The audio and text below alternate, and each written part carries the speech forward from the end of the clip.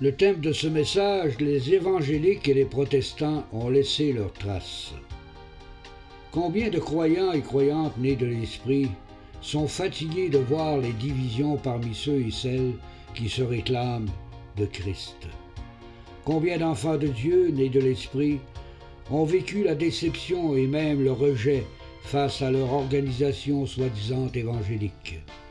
Combien de frères et de sœurs en Jésus-Christ ont été témoins de nombreuses divisions au sein même de leur propre assemblée locale?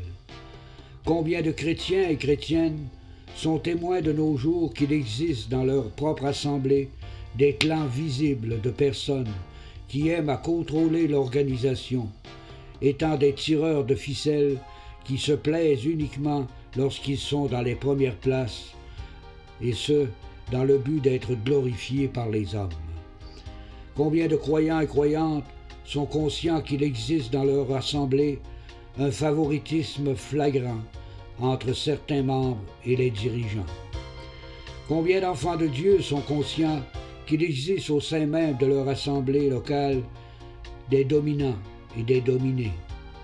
Combien de croyants et croyantes souffrent en silence, ne sachant quoi faire pour se libérer de leur angoisse intérieure, provoquée par des principes religieux traditionnels qui les étouffent et les rendent malheureux au plus haut point? Combien de chrétiens et chrétiennes ont dû quitter leur assemblée en raison des pressions exercées par les hauts dirigeants? Combien de croyants et croyantes sincères ont quitté leur assemblée dans une grande tristesse et ne sachant où aller? Ils se sont dirigés vers une autre assemblée ayant les mêmes principes constitutionnels et humains. Combien de chrétiens et chrétiennes sont conscients que leur organisation soi-disant chrétienne est devenue une petite PME, et ce en raison de leurs obligations monétaires mensuelles? Combien d'enfants de Dieu sont conscients que le système d'opération et d'administration de leur assemblée sont très coûteux et ne laissent aucune place à la charité chrétienne? Combien de chrétiens et chrétiennes sont conscients et conscientes que plusieurs prédicateurs de leur organisation évangélique sont devenus des petites vedettes admirées par leurs ouailles?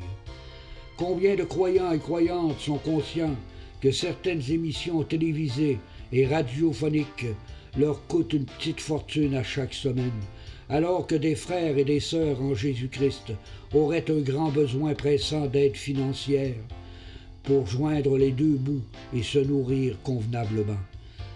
Combien de croyants et croyantes sont retournés dans le monde des païens, et ce en raison de leurs nombreuses déceptions face à leur organisation soi-disant évangélique?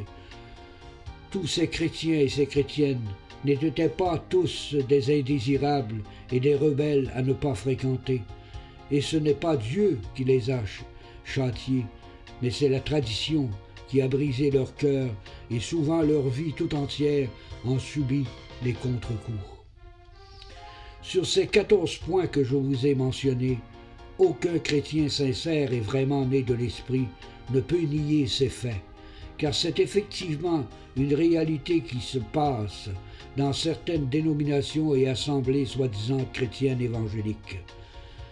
Personne ne semble avoir le courage de dévoiler ces choses publiquement, et ce par crainte d'être rejeté par ce milieu traditionnel et souvent à l'allure sectaire. De fait, une sorte d'omerta s'est installée à travers ces systèmes religieux traditionnels qui n'ont rien de la liberté en Jésus-Christ, ni de l'amour de l'Esprit, ni de l'amour de la vérité, ni de l'amour fraternel sincère et ardent, et de la simplicité des assemblées de l'Église primitive.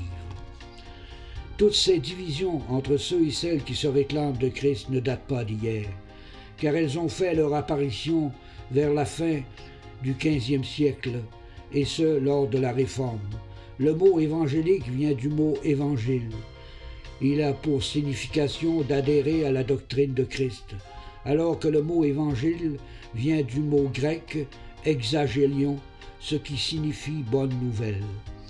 Dans un sens plus large, le mot évangélique ne se limite pas uniquement aux 4 évangiles, mais aussi à l'ensemble de l'entière révélation des Saintes Écritures.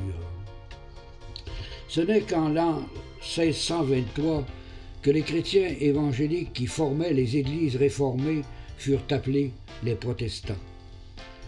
Après cette brève étude sur la source primaire des évangéliques et des protestants, nous comprenons pourquoi la Sainte Bible ne fait nullement mention de ces appellations. Donc il faut en conclure que les évangéliques et les protestants de source traditionnelle n'ont aucun fondement scripturaire qui pourrait les définir comme étant de véritables assemblées chrétiennes. Et ce, à l'exemple des assemblées de l'Église primitive. De fait, leurs racines primaires et leurs titres d'identification ne sont que traditionnels et non bibliques. Ce phénomène des évangéliques et des protestants n'a fait que créer de nombreuses religions indépendantes les unes des autres. De surcroît, par leur indépendance, plusieurs dénominations et assemblées locales se sont égarées face à certaines doctrines bibliques, en établissant chacune de leur côté des constitutions humaines selon les directives et les idées de leurs fondateurs. Ce qui a eu pour effet de créer une forme de méfiance entre croyants et croyantes, en plus d'établir une atmosphère de doute, allant même à se calomnier entre chrétiens et chrétiennes. Voilà ce que les évangéliques et les protestants nous ont laissé comme modèle, et plusieurs croyants et croyantes sont encore aux prises avec ces systèmes sectaires. Plusieurs croyants et croyantes ont abandonné leur grande religion traditionnelle lors de la Réforme, et ce pour se joindre à de plus petites organisations soi-disant évangéliques. Ces chrétiens et ces chrétiennes croyaient qu'ils seraient enfin libres une fois pour toutes de leurs traditions religieuses qu'ils avaient héritées de leur père. De plus, ces chrétiens et chrétiennes ne se doutaient pas qu'ils deviendraient, par leurs nombreuses divisions et leur indépendance, des semeurs de doute entre frères et sœurs en Jésus-Christ, et ce, jusqu'à nos jours. Un chrétien authentique, né de l'esprit de vérité, ne se considère pas comme évangélique, ni comme protestant. Il est d'abord et avant tout un chrétien véritable, qui ne craint pas de souffrir le rejet des hommes, et ce pour défendre la vérité et la justice de son Dieu. Car il est écrit dans la première épître de Pierre au chapitre 4 et le verset 16, « Mais si quelqu'un souffre comme chrétien, qu'il n'en ait point honte, et plutôt qu'il glorifie Dieu à cause de ce nom. » Sachez-le bien, être chrétien, ce n'est pas d'être en conformité avec des règles et des principes constitutionnels qui sont établis par des hommes. Être chrétien, c'est un état d'être en l'esprit de Christ. C'est de vivre quotidiennement dans le Dieu véritable, de l'adorer en esprit et en vérité. C'est de le prier sincèrement, c'est de garder sa parole dans notre cœur, c'est de vivre dans l'amour fraternel et en lui rendant grâce pour ce grand salut accompli parfaitement à la croix par notre Seigneur Jésus-Christ, le Dieu de notre vie. Être chrétien, c'est celui qui sait donner à Dieu tel qu'il est, comme un sacrifice vivant. C'est d'être transformé en son intelligence, c'est de discerner rapidement ce qui est bon, agréable et parfait aux yeux 3 fois saints de notre Dieu Sauveur. Être chrétien, c'est de rechercher la justice, l'amour et la paix avec ceux qui invoquent le Seigneur d'un cœur pur, selon la deuxième épître à Timothée au chapitre 2 et verset 22. Être chrétien, ce n'est pas de faire partie visuellement d'une institution ou d'une organisation religieuse traditionnelle, c'est d'abord et avant tout d'être devenu un fils ou une fille de Dieu, par le témoignage du Saint-Esprit à notre propre esprit. Être chrétien, c'est celui qui fut prédestiné, appelé, justifié et qui sera glorifié au temps marqué par son Dieu. Un véritable chrétien né de l'Esprit ne demeurera pas au sein d'une organisation évangélique où il y a des divisions, de la présomption, du favoritisme et de la domination sur des frères et des sœurs en Jésus-Christ, et où les libéralités et les dîmes des fidèles servent à administrer de grands bâtiments, bien plus encore, qui servent à faire de grands spectacles gospel, et ce, dans de grandes salles louées à des prix exorbitants. Tout ça au détriment de frères et de sœurs qui ont de la difficulté à joindre les deux bouts et à se vêtir et à se nourrir convenablement.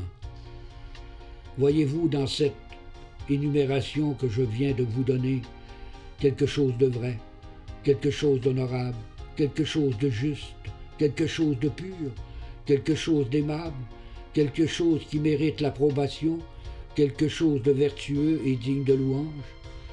Je dois vous dire que je pense comme l'apôtre Paul en Romains chapitre 10 verset 2 qui nous dit « Ces organisations soi-disant évangéliques ont du zèle, mais sans intelligence. » Toi qui as écouté ce petit message, es-tu un chrétien de souche traditionnelle et qui a reconnu que tout ce que j'ai déclaré dans ce message sont des faits qui se passent réellement dans plusieurs organisations soi-disant évangéliques? Ou es-tu un chrétien qui veut ignorer ces choses et ce, en gardant au fond de ton cœur les actions désapprouvées de ton organisation religieuse et traditionnelle? Comment peux-tu vivre en paix dans une telle position? Ne serait-il pas préférable pour toi de te joindre à des frères et des sœurs en Jésus-Christ qui vivent loin de ces systèmes religieux traditionnels et qui vivent réellement dans l'adoration de leur Dieu, dans l'amour fraternel sincère et ardent, et ce selon la doctrine de Christ, qui demeure la piété et la sainteté? Si tu as reçu le renouvellement de ton intelligence par le Saint-Esprit, tu sauras où trouver ces frères et ces sœurs en Jésus-Christ, qui sont sincères et honnêtes, car il existe vraiment. À toi d'y réfléchir et de te soumettre à la vérité, à la justice et à la volonté de Dieu à ton égard. C'est ainsi que tu connaîtras ce que veut dire être libre en Jésus-Christ notre Seigneur. Amen.